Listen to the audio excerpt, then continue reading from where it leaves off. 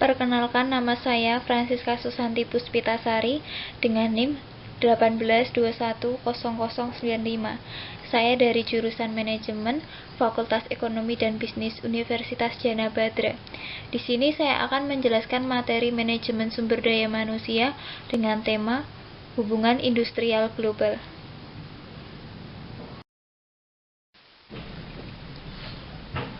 Kebutuhan staf manajerial internasional.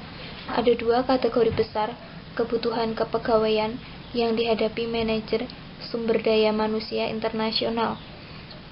Kategori tersebut terdiri dari 1. Merekrut, melatih, dan mempertahankan atau menahan karyawan manajerial dan eksekutif. Yang kedua, merekrut, melatih, dan mempertahankan karyawan non-manajerial seperti pekerja produksi kerah biru dan staf kantor kerah putih.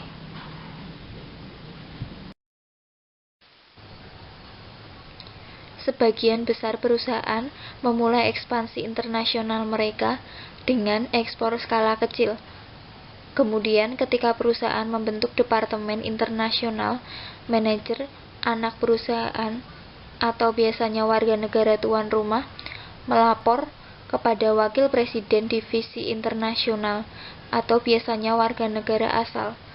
Sebagai perusahaan yang semakin memperluas operasinya dalam organisasi global, tim manajer dengan keahlian dalam lini produk perusahaan, keterampilan fungsional yang diperlukan, pasar negara individu, dan strategi global perusahaan biasanya berkumpul.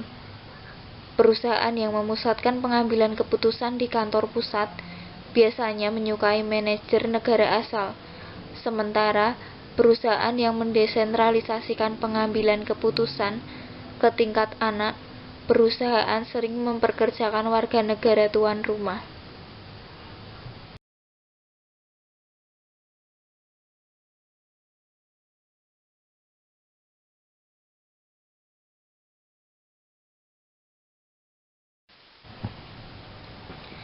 Staf perusahaan internasional dibagi menjadi 3. Yang pertama, Parent Country National atau PCNs, merupakan penduduk negara asal bisnis internasional yang dipindahkan ke salah satu operasi luar negerinya. Komunikasi dan koordinasi dengan kantor pusat perusahaan atau kantor pusat biasanya difasilitasi ketika PCN digunakan karena mereka biasanya berbagi budaya dan latar belakang pendidikan yang sama dengan staf kantor pusat. Namun, PCN mungkin kurang pengetahuan tentang hukum, budaya, kondisi ekonomi, struktur sosial, dan proses politik setempat. Selain itu, mereka mungkin mahal untuk direlokasi dan memelihara negara tuan rumah.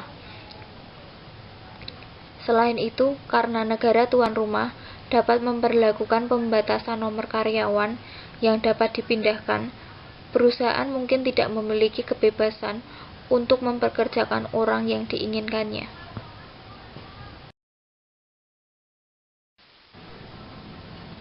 Yang kedua ada Host Country National atau HCNs, merupakan penduduk negara tuan rumah dan merupakan pilihan paling umum untuk pekerjaan tingkat menengah dan bawah. Mempekerjakan HCN populer karena mereka sudah akrab dengan hukum, budaya, dan kondisi ekonomi setempat. Selain itu, HCN mungkin lebih murah daripada PCN karena perusahaan dapat menghindari biaya seperti biaya relokasi yang terkait dengan PCN. Namun, HCN mungkin tidak terbiasa dengan budaya perusahaan atau praktik bisnis perusahaan.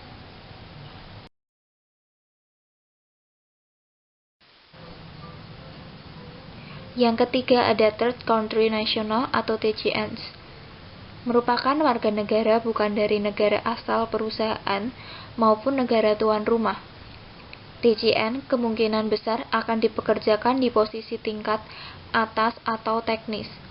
TCN dan PCN secara kolektif dikenal sebagai ekspatriat atau orang yang bekerja dan tinggal di negara selain negara asalnya.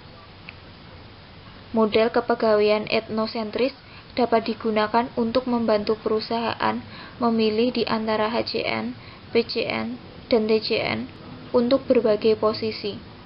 Model tersebut menunjukkan bahwa staf PCN menempati posisi paling tinggi. Selanjutnya, rekrutmen dan seleksi. Keterampilan dan kemampuan yang diperlukan untuk manajer internasional meliputi keterampilan dan kemampuan yang diperlukan untuk melakukan pekerjaan teknis, fungsional, dan manajerial.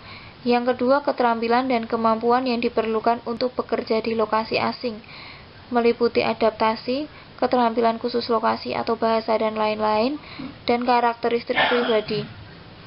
Proses seleksi di perusahaan internasional sangat penting, karena tingginya biaya kegagalan ekspatriat. Kegagalan ekspatriat adalah kembalinya manajer ekspatriat ke negaranya lebih awal karena masalah ketidakmampuan untuk melakukan tugas di luar negerinya.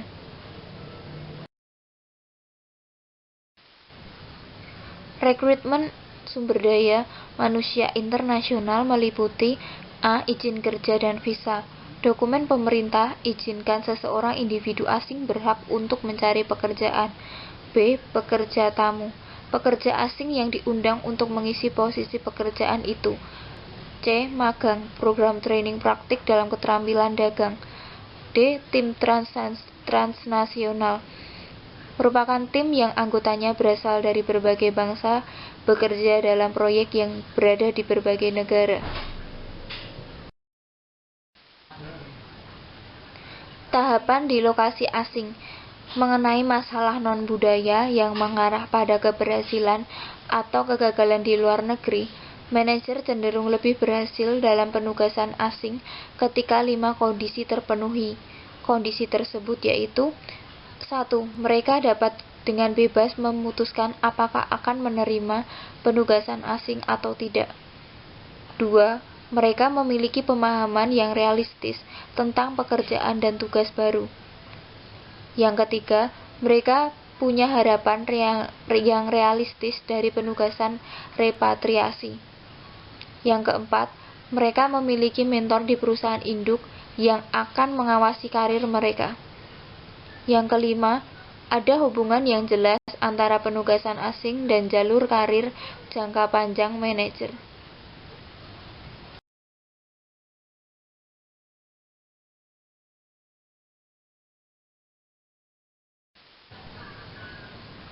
Selanjutnya ada pelatihan dan pengembangan. Isi program training dasar mempersiapkan karyawan untuk bekerja secara internasional yang meliputi pelatihan bahasa, pelatihan tentang budaya, penilaian dan penelusuran pengembangan karir, pengelolaan kehidupan pribadi dan keluarga, dan repatriasi. Yang kedua ada kultur shock.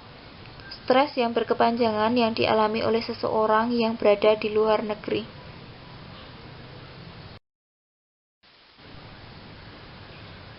Selanjutnya, kompensasi.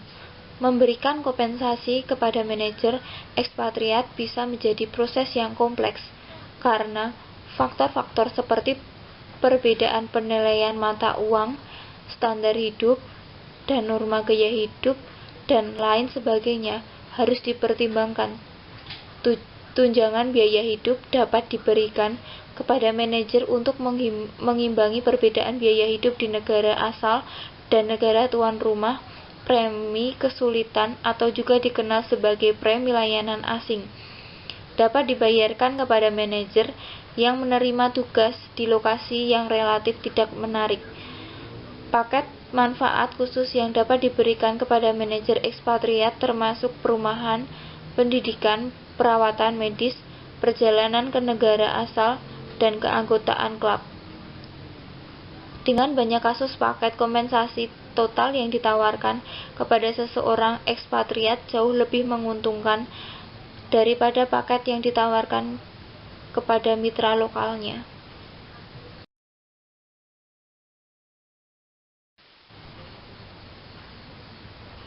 Organisasi internasional dan hubungan kerja. Serikat buruh di internasional berbeda-beda. Level dalam penilaian kerja, derajat desentralisasi dari hubungan serikat buruh manajemen, skop dari perjanjian kerja, dan derajat intervensi dari pemerintah, serta derajat dari perserikatan buruh dan kekuatannya. Hukum, budaya, struktur sosial, dan kondisi ekonomi suatu negara dapat mempengaruhi hubungan kerja. Teks tersebut mencatat misalnya bahwa peran serikat pekerja sangat bervariasi antar negara. Di Amerika Serikat, keanggotaan serikat pekerja terus menurun, tetapi lebih dari separuh angkatan kerja dunia di luar Amerika Serikat tergabung dalam serikat pekerja.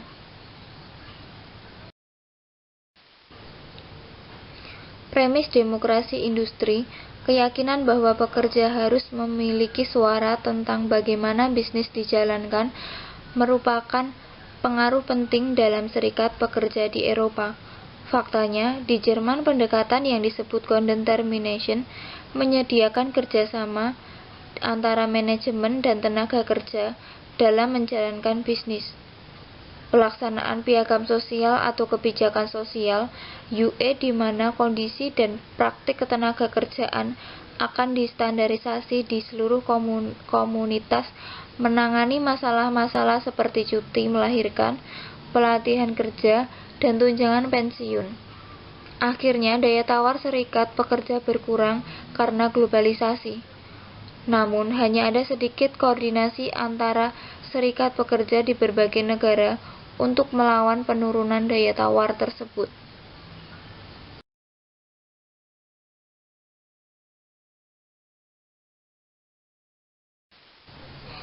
Selanjutnya, penilaian kinerja manajer internasional. Yang pertama, siapa yang seharusnya menilai kinerja? Evaluasi dari kantor induk perusahaan dan evaluasi dari perusahaan setempat atau lokal. Yang kedua, kriteria penyesuaian kinerja yang meliputi argumenting pelaksanaan tugas, kemampuan belajar individual, dan kemampuan belajar secara organisasi. Yang ketiga, berikan umpan balik melalui interview.